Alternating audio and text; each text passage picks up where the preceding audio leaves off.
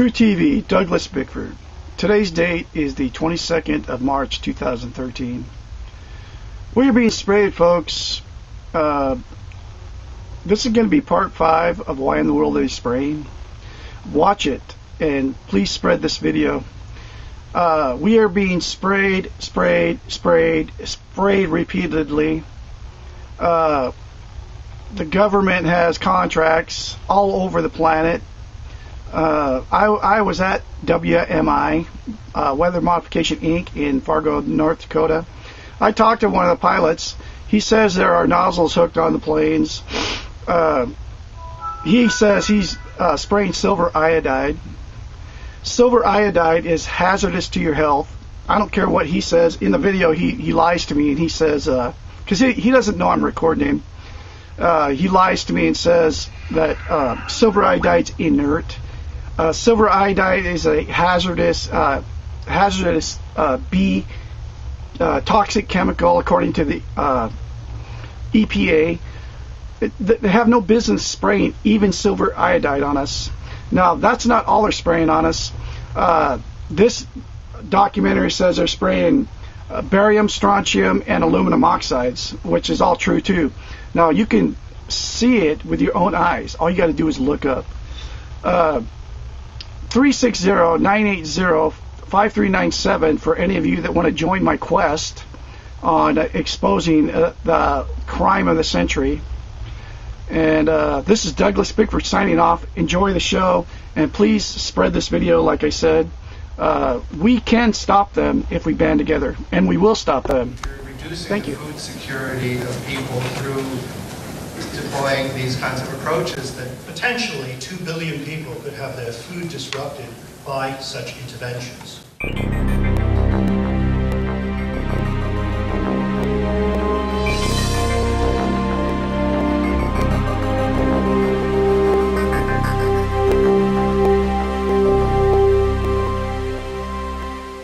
I've been an organic farmer my entire life.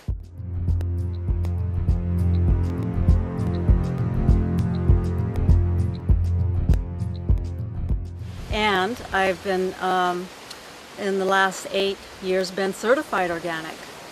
And so I've been growing food in a way that feels healthy, where I have the most energy. And now it's not so healthy. I want to pass a really nice, healthy soil, rich soil, earth on to the children and have it be fertile. My name is Joel Gil Coca. I've been farming in this land for about 5 years.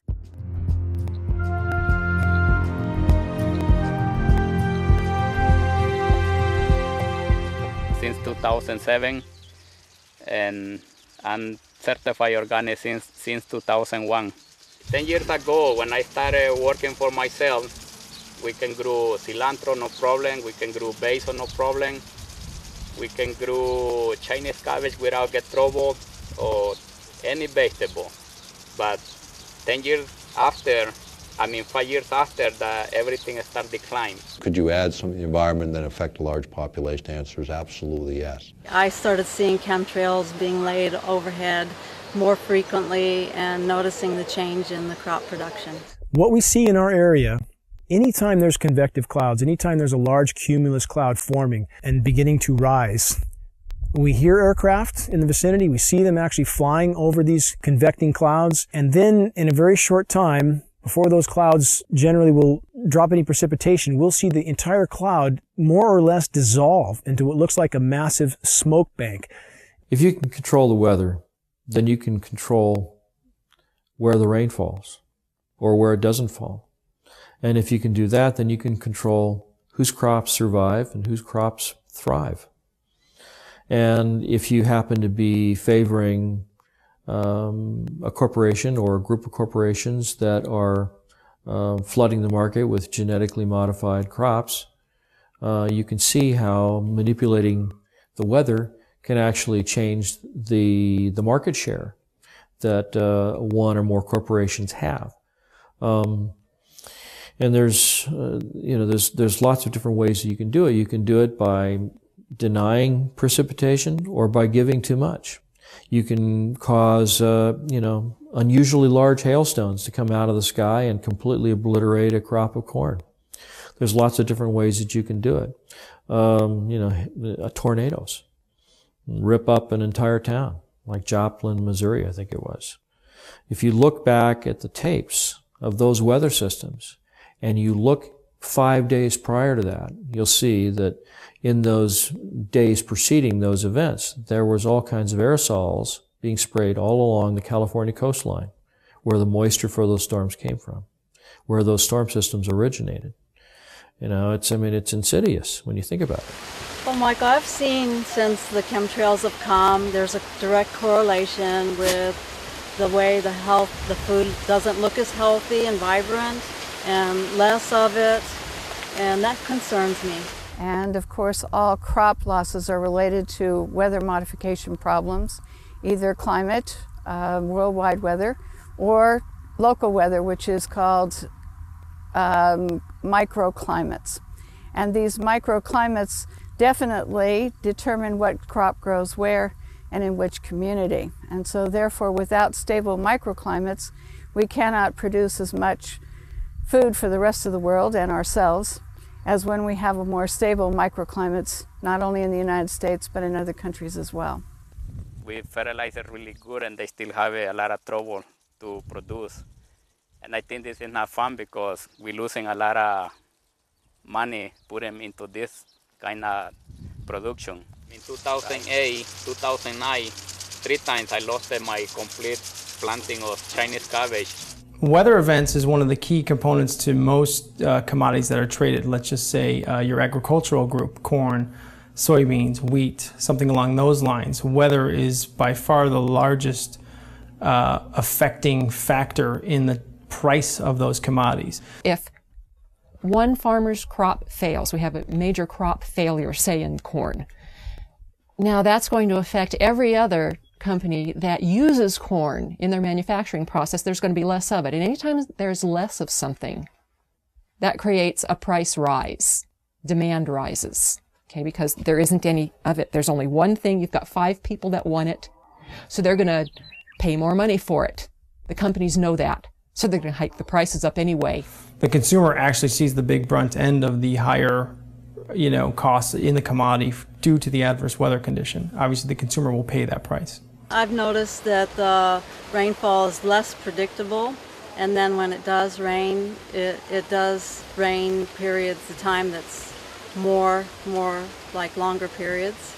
So not only do we have the pollution, not only do we have stunted growth, but we also have changes in weather. And it's been severe changes in weather all across the globe. I don't have a clue how bad they are, but I know they are affecting already in certain plants, like basil, cilantro, and sometimes the broccoli gets too much fungus.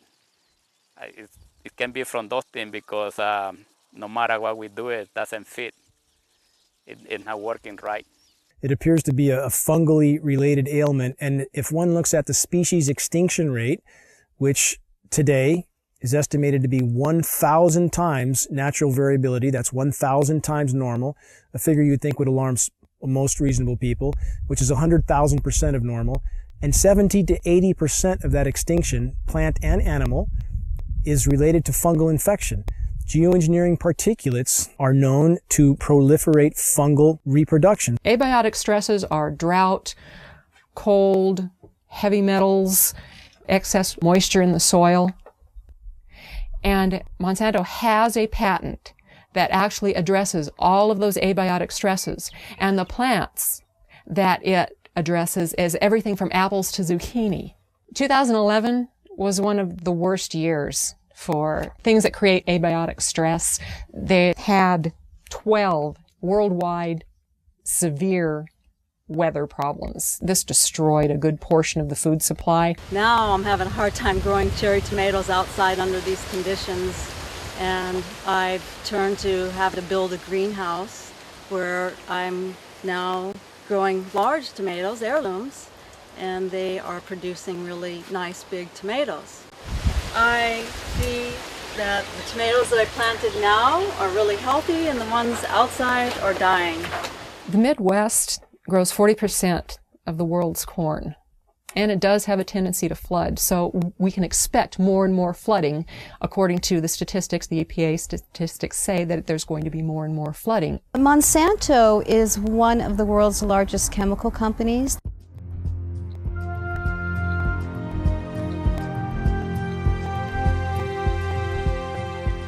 They also own 90% of the seed companies in the world right now, and they are the largest company putting out genetically modified seeds. So what does Monsanto do? Corn is the lead-in because corn is in just about everything. Corn is the main crop. And Monsanto leads in with corn products before it does anything else. So what we have is Monsanto leading in with a drought-resistant corn and an abiotic stress-resistant corn. The drought and the flooding, it's all the same patent. Monsanto has a patent for abiotic stress. Abiotic stress is the drought, it's the flooding, it's the excess soil, it's anything that's going to stress a plant. GMO is genetically modified organism, and it's also called GE, genetic engineering. Well, the history of farming has been a farmer will plant a seed into the ground. There will be nutrients in the ground that will enable that plant to grow. And then at the end of the growing season, they will take some of the seeds and they will save them for next year, and they'll grow their next crop. But what is going on with the genetically modified seeds is they're what's called terminator seeds. A terminator seed will not produce other seeds. With the terminator seeds, these farmers have to go back to Monsanto every single year and purchase these extremely high-priced seeds. There have been studies outside of the United States showing that genetically modified seeds, the plants that come from them, are extremely harmful to humans and other life on this planet. When I started farming, I produced 100% my crops. But in the last 4 years, I've been declined to 50–75% if I talk into lettuce crop, because I've been lost everything. And that's why I start moving all different crops so I can cover the loss. Well, my food production has declined at least by 60% in the last, 10 years.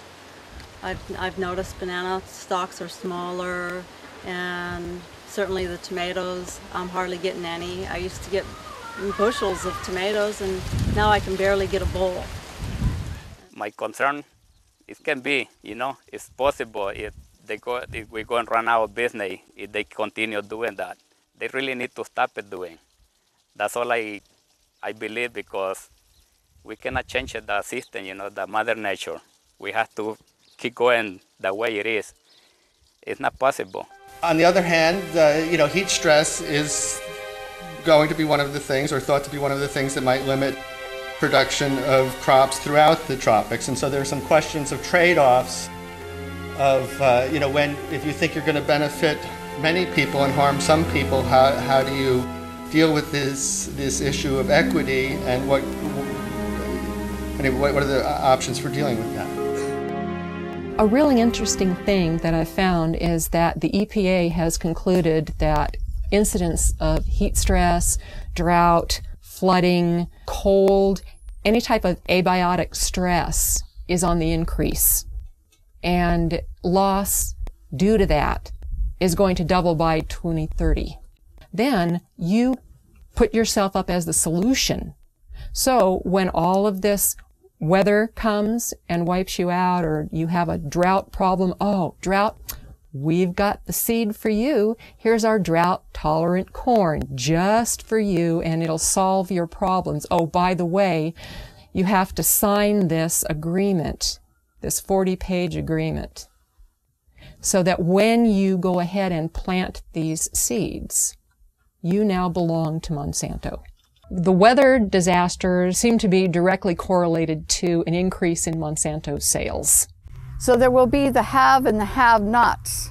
And one of the things that's being discussed under global geoengineering is which countries will be the haves and which countries will be the have-nots when that type of climate remediation is undertaken by many people at a certain level, mostly private corporations funded by the U.S. government, they are hoping.